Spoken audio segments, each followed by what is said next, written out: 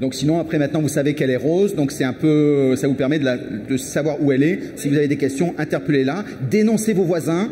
C'est un peu le MeToo de la formation. Donc n'hésitez pas, c'est avec plaisir, etc.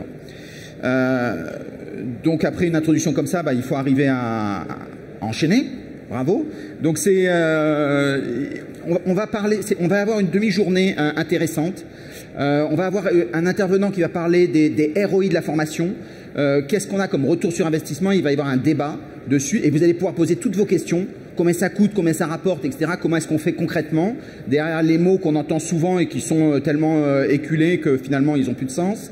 On va avoir aussi des retours d'expérience en disant comment est-ce qu'on fait pour avoir 1 million de personnes qui nous suivent, donc qui veut gagner des millions. Voilà, donc c'est ça un peu le concept. Donc n'hésitez pas à voir, tous les secrets seront donnés, ça sera des conférences. On aura la chance aussi d'avoir de nombreux retours avec Cécile Desjounes, on aura d'autres personnes qui vont s'exprimer. Tout ça dans la matinée, puis après ça sera l'heure d'aller manger, donc ça sera ceux qui veulent rester jusqu'au bout ici. Ça permet d'avoir un questionnement sur qu'est-ce qu'on attend et comment est-ce qu'on quantifie ça.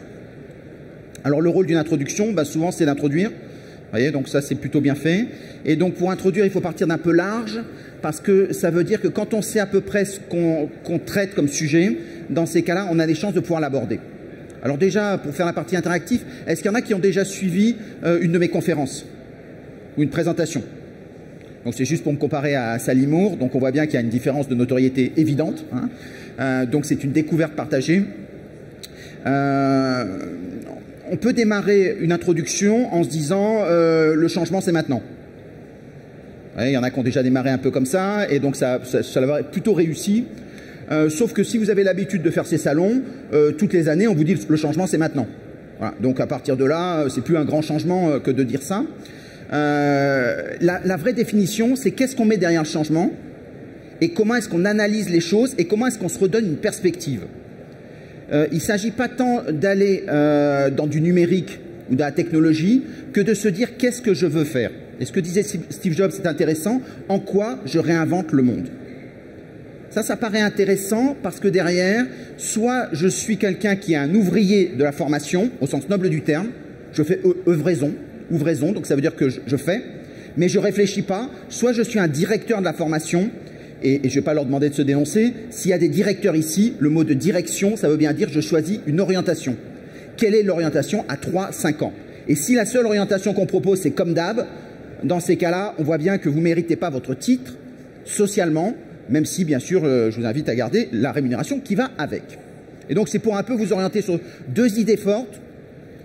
Et puis après, vous allez creuser, et puis après, vous allez poser à toutes les intervenants toutes les questions que vous avez toujours rêvé de savoir. Et puis, vous allez pouvoir me poser des questions à la fin, si je ne déborde pas trop. Qu'est-ce qui change vraiment au départ, pour prendre le contre-pied? Pas grand-chose cette année.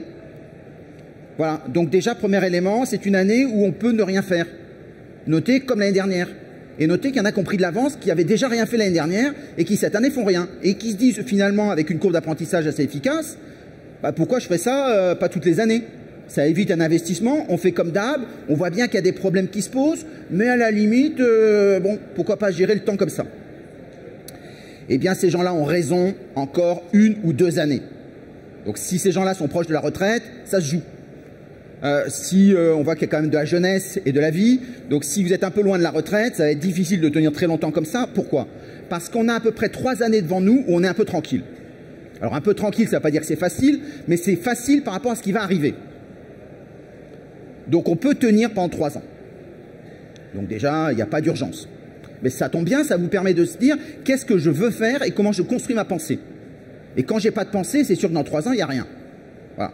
Donc ça veut dire que, premier élément, pourquoi est-ce que ça va arriver? Parce que tout simplement, c'est un changement de monde. Le monde de la formation change. Tout le monde le dit, donc ça doit être vrai. Hein? Alors, qu'est-ce qui change? Le monde.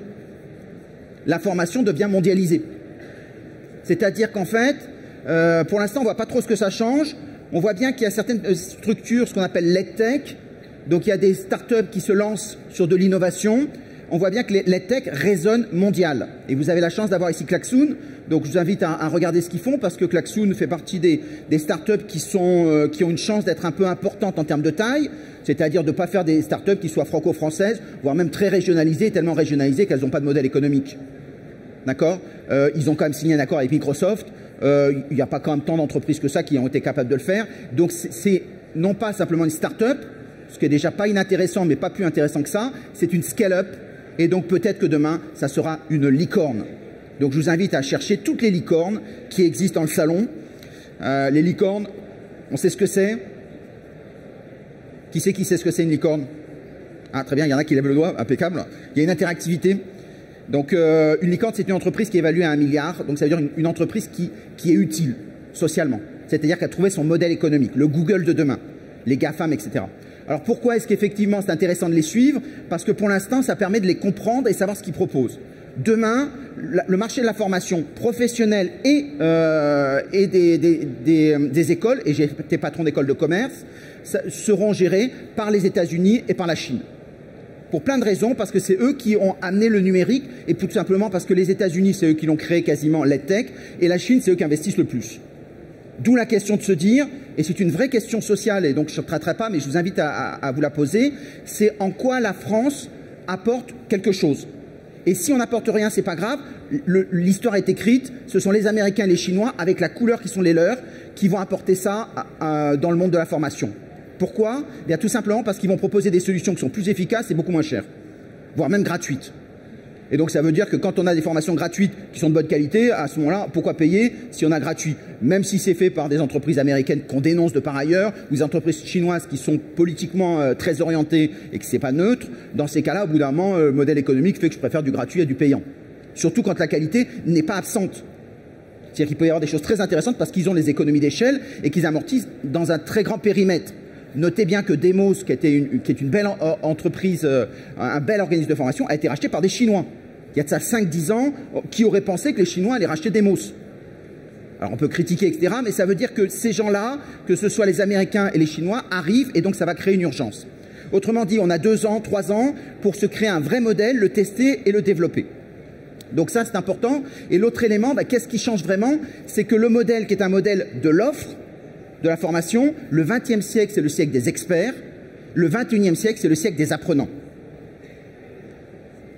Ça, c'est très important à comprendre parce que ça veut dire que l'apprenant au XXe siècle allait à l'expertise.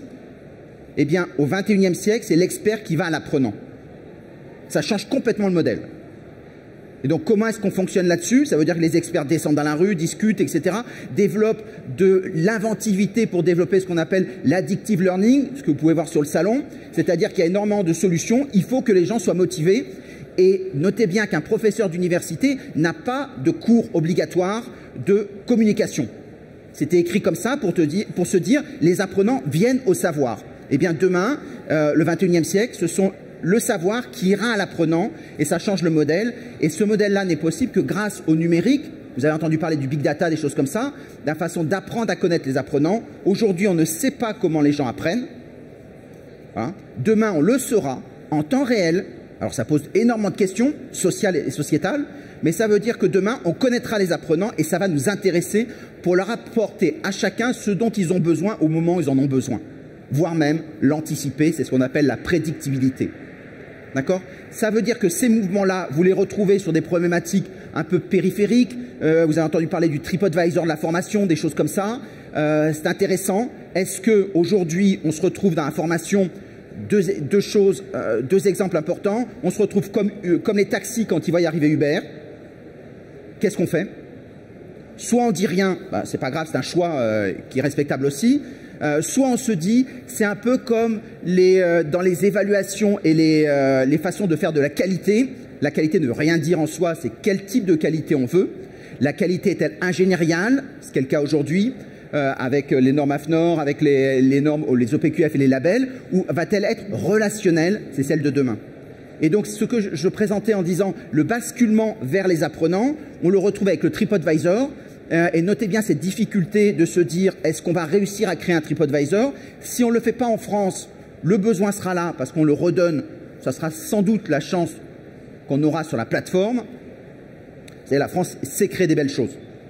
Il n'y a pas de doute, la plateforme qui va être créée avec un TripAdvisor intégré sera excellent. Comme on a su créer Fun, on a su faire de très très belles choses. Le problème, ce n'est pas la création, c'est l'entretien. C'est-à-dire qu'en fait, la France, avec les pouvoirs publics, ne savent pas entretenir ce qui crée. Le CNED a été une révolution extraordinaire mondiale. Fun, c'était 1 an après Coursera, donc c'est extraordinaire.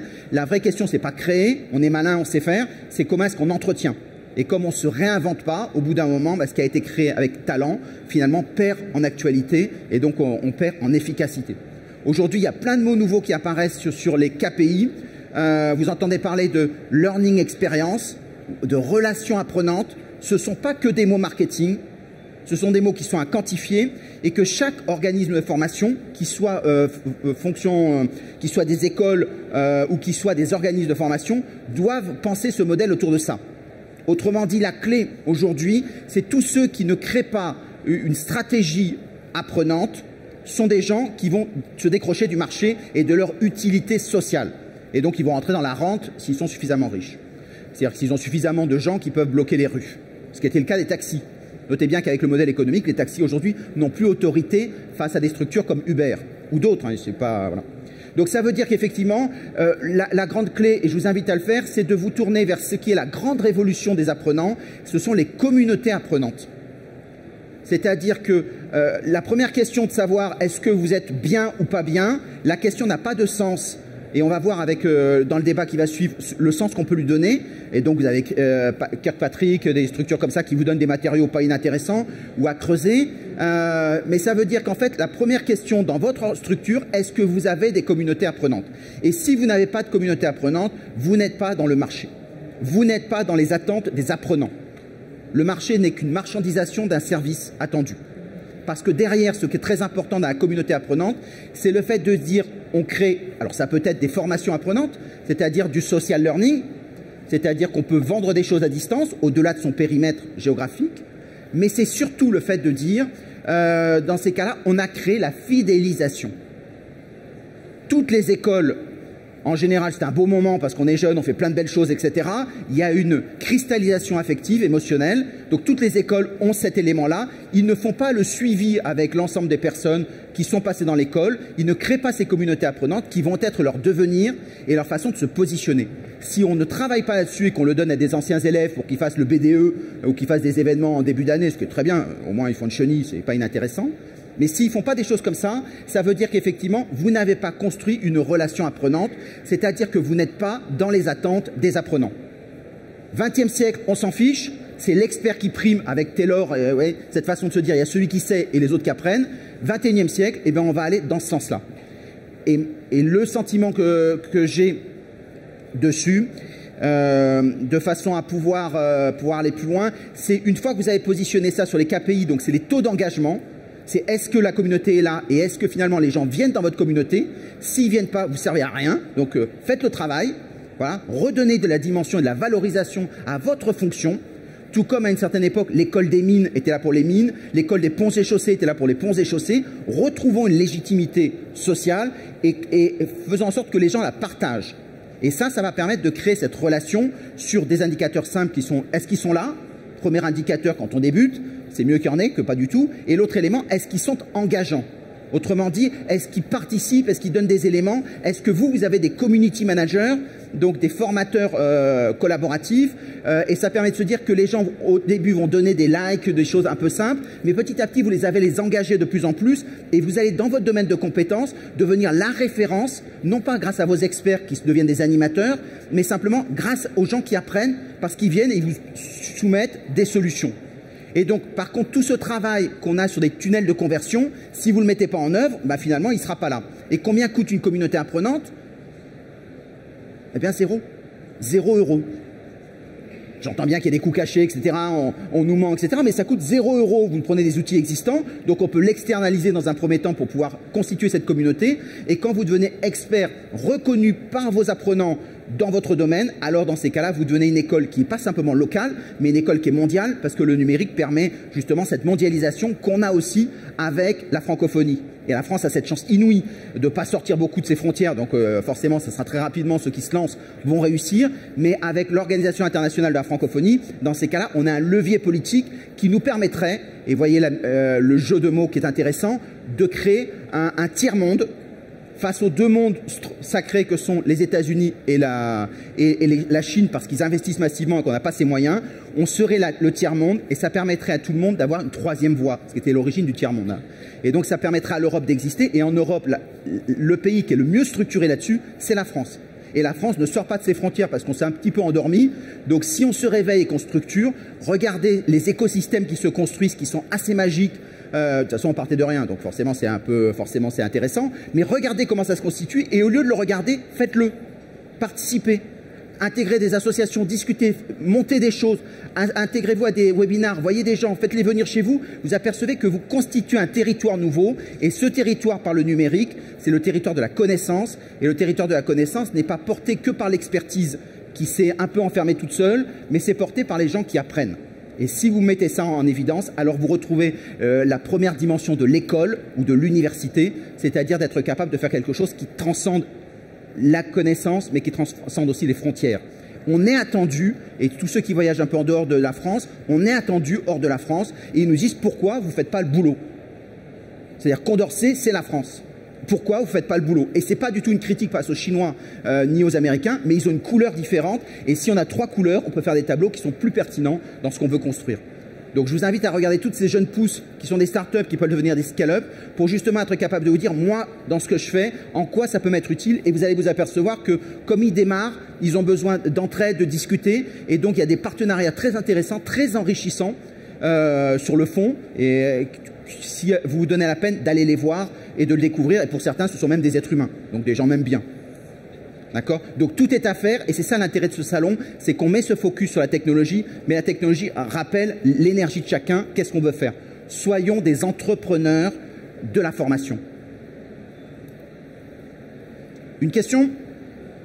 Je vois que les gens sont venus, alors c'est parce qu'à la fois ils voyaient qu'il y a de la lumière, donc c'était déjà bien. Et puis on voit bien que les chaises deviennent de plus en plus rares, donc on commence à... Il reste les chaises VIP. Est-ce qu'il y a une question? Donc est-ce que c'est possible? Eh bien la réponse est oui, et c'est ce qu'on va voir avec les personnes qui vont démarrer. Donc je suis dans le timing, donc là je suis bien. On va essayer de rester comme ça. On va avoir un débat pour se dire, une fois qu'on sait que la grande tendance, c'est de tout réinventer, et que si on regarde les choses avec le regard du XXe siècle, on n'est pas dans le XXIe siècle, donc il faut créer de nouveaux indicateurs. Ils sont ni bons ni mauvais, mais ceux qui n'en créent pas, ça veut dire que ce sont ceux qui seront mauvais parce qu'il y a une courbe d'apprentissage. Et cette courbe d'apprentissage, c'est ce qu'on appelle l'intelligence des doigts, ou le just do it, comme disait une grande marque. Faites-le, pratiquez, ça ne coûte rien à essayer, lancez-vous sur des bacs à sable, et puis au bout d'un moment, quand on va organiser ça sur des learning labs qui se développent, on voit que les écosystèmes vont se tisser et vous allez apporter et avoir la fierté de ce que vous faites. Et pour aider les écoles à retrouver cette dynamique-là, les formateurs, les professeurs qui sont même émérites sont très très friands d'avoir des méthodologies pour que ça marche. D'accord? Donc il faut qu'il y ait des passeurs, soyez des passeurs de ces nouvelles méthodologies. Je vous remercie.